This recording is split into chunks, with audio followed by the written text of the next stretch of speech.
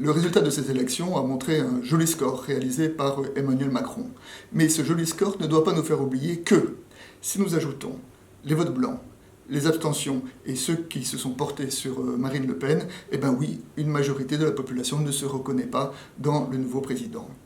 Emmanuel Macron lui-même l'a reconnu, puisque dans son discours du Carrousel du Louvre, il a déclaré, je cite, « Je veux avoir un mot pour ceux qui ont voté pour Marine Le Pen.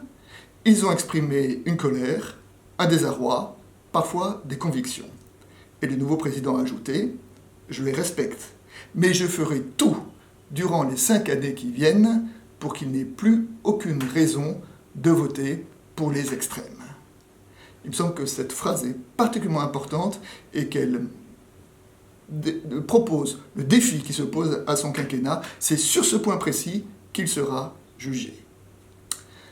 Au XIXe siècle, Tocqueville décrivait la démocratie en Amérique et disait qu'un des problèmes de la démocratie, c'est justement cette concentration sur les biens matériels. Il disait, dans une démocratie, il est important que tous les dirigeants s'unissent pour, disait-il, cultiver le goût de l'infini, le sentiment du grand, l'amour des biens immatériels.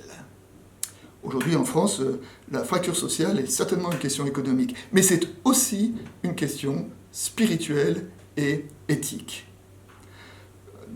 Les deux candidats qui sont arrivés en finale de ces élections ont tous les deux revendiqué le terme un petit peu désuet peut-être de patriotisme. Le patriotisme, c'est quoi? C'est l'attachement d'une personne à un groupe qui est plus grand que lui et qu'il appelle patrie. Eh bien, ce patriotisme, il doit, oui, se cultiver. C'est une question de la politique culturelle, mais c'est aussi de la responsabilité des associations, des religions, des églises qui essayent d'aider leurs membres à devenir plus humains. Les responsables de la Fédération protestante ont déclaré qu'il ne fallait pas se opposer à la perspective du vote de Marine Le Pen, et ils ont eu raison. Mais il est maintenant nécessaire d'ajouter les actions aux paroles. Il est nécessaire pour les églises d'avoir une implication particulière dans ces lieux, ces zones, ces territoires dans lesquels le Front National a fait un score élevé.